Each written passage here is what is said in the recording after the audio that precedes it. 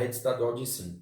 Na aula de hoje nós vamos estar falando do tema globalização, um fenômeno contraditório. Lembrando que essa aula de hoje tem como público-alvo os alunos do 9º ano do ensino fundamental. Professor, o que é globalização? Globalização está relacionada ao quê? A integração do mundo, né? Essa integração do mundo, ela ocorre de que forma? Quais fatores proporcionam essa integração? Tá? Ela ocorre devido aos meios de comunicação, devido aos meios de transporte e também ao comércio mundial. Tá?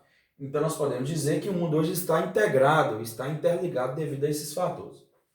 E por que a globalização é um fenômeno contraditório, professor? Porque, ao mesmo tempo em que esse processo de globalização possibilita um mundo integrado, igual eu falei para vocês, né? Meios de comunicação, transporte e comércio integram o mundo, mas mantém o quê? Milhões de pessoas à margem desse processo, não estão inseridas nesse processo de globalização, tá? Porque nem todas as pessoas têm acesso aos meios de comunicação, ao comércio e também aos meios de transporte, ficando às margens desse processo. Ou seja, não estão inseridos, não fazem parte, tá?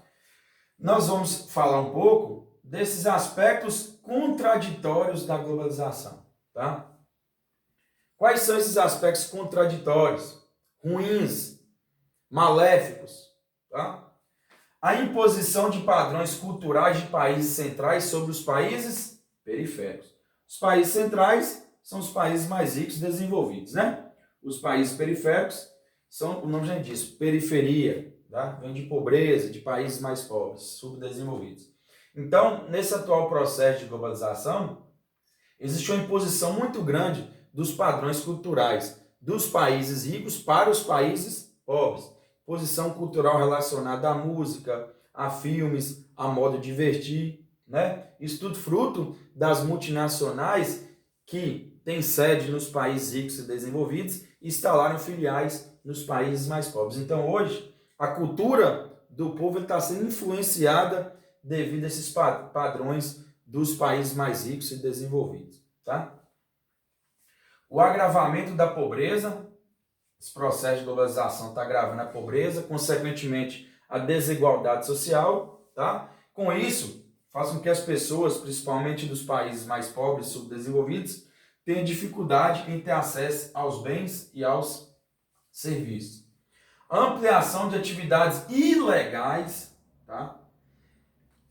Essa tecnologia, esse meio de comunicação cada vez mais eficientes, né? Mais rápidos, meios de transportes cada vez mais rápidos, mais eficientes, eles proporcionam o quê? Nesse processo global, a proliferação de atividades ilegais, como, por exemplo, tráfico de armas, tráfico de pessoas, tráfico de drogas, está sendo mais intenso nesse processo de globalização. Podemos destacar também o quê? Exploração, prostituição e pornografia infantil, tá?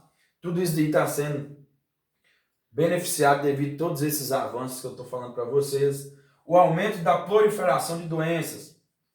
Fiz questão de salientar que é Covid-19. Com a movimentação, a circulação de pessoas entre os países pelo mundo hoje é muito intensa, é muito rápido. Então, um lado negativo, contraditório desse processo de globalização é o quê?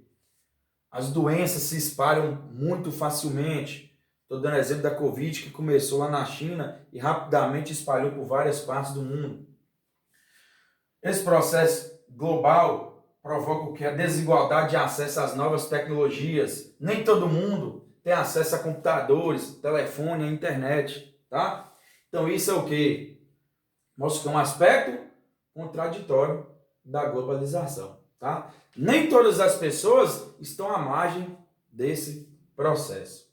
Baseado nessas diferenças, nessa contradição, tá? Desse processo, a tendência é que as desigualdades aumentem cada vez mais, tá? Principalmente as desigualdades o quê? Socioeconômicas entre os países. Baseado nessas desigualdades socioeconômicas que a gente vê hoje, tá? Entre os países, a ONU, a Organização das Nações Unidas, criou o IDH. O que é o IDH, professor? Índice de Desenvolvimento Humano, tá? O IDH avalia o quê? Avalia a saúde, avalia a educação e avalia a renda do local, tá? Qual o objetivo? Avaliar as condições de vida da população. A partir do IDH conhece as condições de vida, tá? E, a partir dessa análise, oferecer dados aos governos e instituições para que possa planejar ações visando a redução das disparidades, das diferenças socioeconômicas entre os países. Lembrando que o IDH ele varia de 0 a 1, tá? Os países que têm uma numeração mais próxima de 1, quer dizer o quê? Que a saúde, a renda, a educação está a um nível elevado, tá? Os que estão mais próximos de 0, quer dizer o quê? Que saúde, educação e renda está a um nível bem inferior. Baseado nos dados de 2018, o país que possui o maior IDH do mundo chama-se Noruega, tá? Localizado no continente europeu. 0,964 aproximadamente. Então está mais próximo de 1. O país possui o menor IDH do mundo baseado nos dados de 2018, Níger, país localizado no continente africano. 0,354 aproximadamente. Olha a diferença, né? Então, quando analisarmos o IDH, quanto mais próximo de 1, prova que o quê? Saúde, educação e renda estão a um nível mais elevado. Quanto mais próximo de 0, saúde, educação e renda estão a um nível bem mais inferior, tá?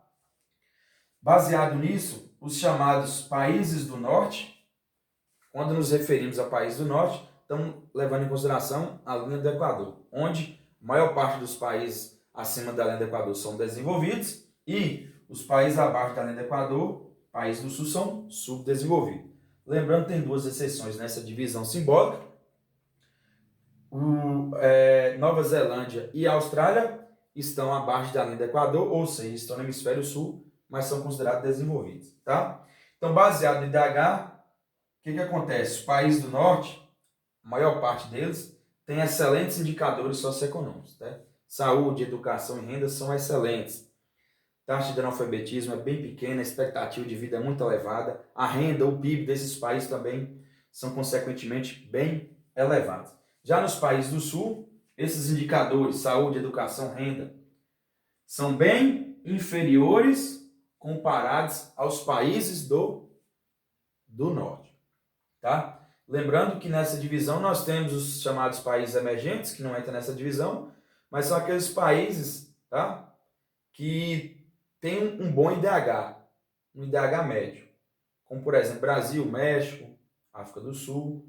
O IDH do Brasil, de acordo com os dados de 2018, o Brasil ocupa a 79ª posição no Índice de Desenvolvimento Humano, um IDH aproximado de 0,750 aproximadamente, tá? Então eu espero que vocês tenham gostado dessa aula, vocês podem estar curtindo, compartilhando, dando um like. E se não é inscrito, vocês podem